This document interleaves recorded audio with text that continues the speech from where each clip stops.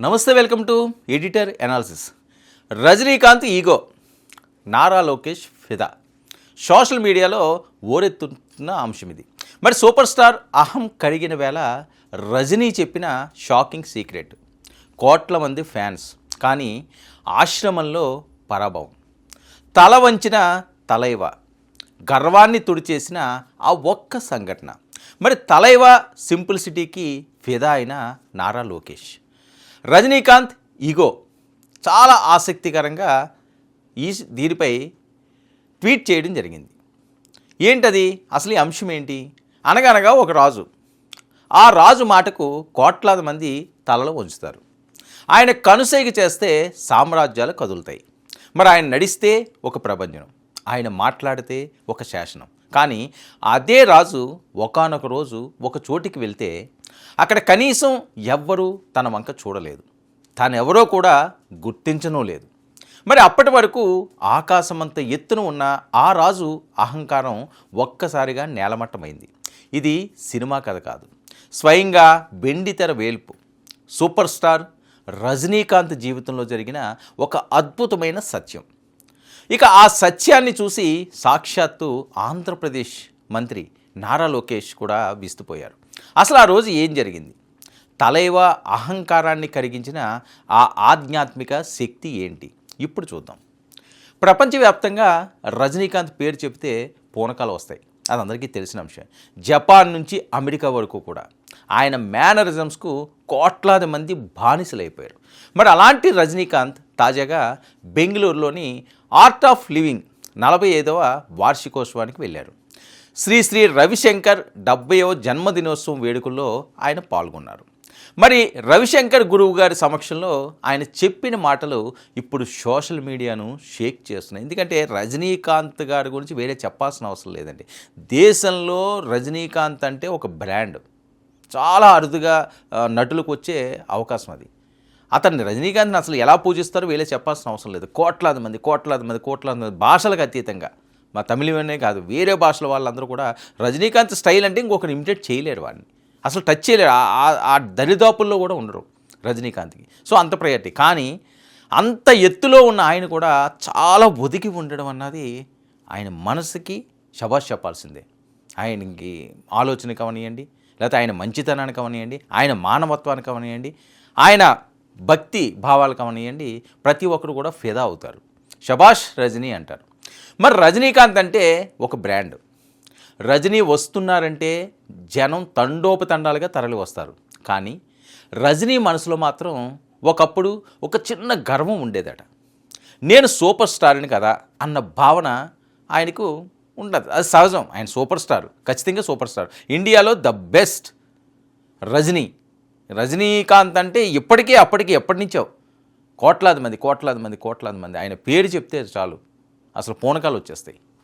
అయితే ఈ కథలో ఆ అహంకారాన్ని కాలం ఎలా అణిచివేసిందో ఆయనే స్వయంగా వివరించడం అన్నది ఇప్పుడు సెన్సేషనల్ రేపుతున్నారు సోషల్ మీడియాకి. అసలు అద్భుతమైన వార్త ఇది. ఎందుకంటే కోట్లాది మంది ఈరోజు చూస్తున్నారు అంటే ఆ వార్తని ఎంత అద్భుతంగా ఆయన చెప్పాడో, ఎంత ఎదిగినా ఒదిగి ఉండాలన్నదానికి నిలువెట్టు రూపం రజనీకాంత్. మరి కొన్ని ఏళ్ల క్రితం రజనీకాంత్ ఆధ్యాత్మిక శాంతి కోసం ఒక ఆశ్రమానికి వెళ్ళారట. అప్పటికే ఆయన పెద్ద స్టార్. కారు దిగుతూనే ఆయన రజనీకాంత్ గారు ఏమనుకున్నారంటే, అరే నేను వెళ్ళగానే అక్కడ ఉన్న వాళ్ళంతా కూడా నా మీద పడిపోతారు, నా ఆటోగ్రాఫ్ల కోసం ఎగబడతారు, ఫోటోల కోసం ఎగబడతారు, ఎలాగో ఇప్పుడు దాని నుంచి ఏ రకంగా మేము తప్పించుకోవాలా అని ఆలోచనతో ఆయన కారు దిగాడట. అయితే ఇక అక్కడ తోపులాట మొదలవుతుంది అని ఊహించుకున్నారు ఈయన. గ్లాసెస్ సర్దుకుని స్టైల్గా ఆశ్రమంలోకి అడుగు పెట్టారట. కానీ ఇక్కడ ఒక అద్భుతమైన సీన్ జరిగింది. ఆ సీన్ని కట్ చేస్తే అక్కడ ఉన్న ఏ ఒక్కరూ కూడా రజనీకాంత్ వంక కన్నెత్తు కూడా చూడలేదట. కనీసం ఎవరో ఒక ఆయన వచ్చాడు, కారు దిగాడు అని కూడా పట్టించుకోలేదట. అన్నట్లుగా వాళ్ళు బిహేవియర్ ఉండడంతో ఈయన ఒక్కసారిగా షాక్ అయ్యాడట. మరి ప్రతి ఒక్కరూ ధ్యానంలో, భక్తిలో మునిగి తేలి ఉన్నారు. రజనీకాంత్కు మతిపోయిందట. నేను సూపర్ స్టార్ని కదా, ఇండియాలోనే నెంబర్ 1 నటుని కదా, మరి వీళ్ళేంటి కనీసం నన్ను కన్నెత్తి కూడా చూడటం లేదు అని ఆయన ఆశ్చర్యపోయారట. ఆయన మాటలతోటి చెప్పింది, ఆయన నోటితో చెప్పింది ఇది. మరి ఆ క్షణం రజనీకాంత్కు ఒక నిప్పు లాంటి నిజం అర్థమైందట. సినిమా స్టామినా అనేది కేవలం తెర మీద మాత్రమే, కానీ భక్తి ముందు, ఆధ్యాత్మికత ముందు ఏ స్టార్డమ్ అయినా సరే సున్నా అని ఆనాడే రజనీకాంత్ గారు గ్రహించారట. అంటే ఎంత గొప్ప మాట అండి ఇది.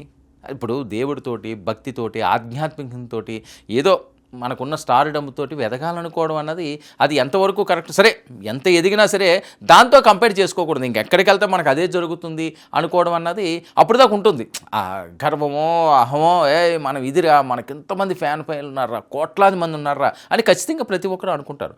కానీ దానికి ఎక్కడో దగ్గర ఒక ఎదురుదెబ్బ తగిలినప్పుడు మొత్తం మారుతుంది. అదే ఇప్పుడు జరిగింది.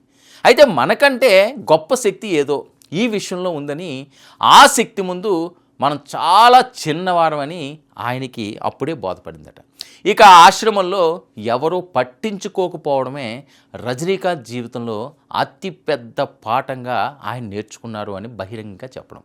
ఆ ఒక్క దెబ్బతో ఆయనలోని అహంకారం పటాపంచలు అయిపోయిందట. అప్పుడు దాకా ఎంత అహంకారం అంటే ఖచ్చితంగా ఉంటుంది. మన ఒక 100 మంది పొగుడుతున్నాడు, 1000 మంది పొగుడుతున్నాడు, మన మీదకి వచ్చి పడిపోతున్నారంటే నా అంత గొప్పోడు ఎవడో లేడు అని ప్రతి ఒక్కరు అనుకుంటారు. సామాన్యులు మనుషులు కదా, మనుషులకు ఉంటుంది అహంకారం, ఉంటుంది ప్రేమ, ఉంటుంది అన్ని రకాలు ఉంటాయి. షడ్రుచులు ఉన్నవాడే మానవుడు అవుతాడు. కోపం, క్రోధం అన్నీ ఉంటాయి.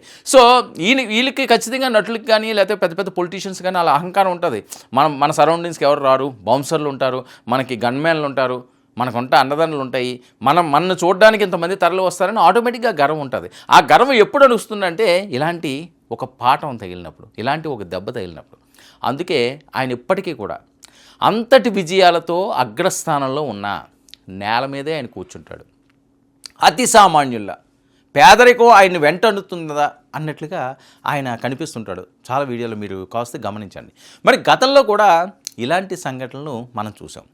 అమితాబ్ బచ్చన్ లాంటి దిగ్గజాలు కూడా ఒకానొక దశలో ఆర్థికంగా కుంగిపోయినప్పుడు విజయమే శాశ్వతం కాదని తెలుసుకున్నారట. అలాగే రజనీకాంత్ ఈ కథ చెప్పగానే నారా లోకేష్ దానికి ఫిదా అయిపోయారట. సూపర్ స్టార్ అంటే కేవలం సినిమాలు చేసేవాడు కాదు, ఎంతో వినయం ఉన్నవాడు అంటూ లోకేష్ ఎక్స్ వేదికగా ప్రశంసల వర్షాన్నే కురిపించారు.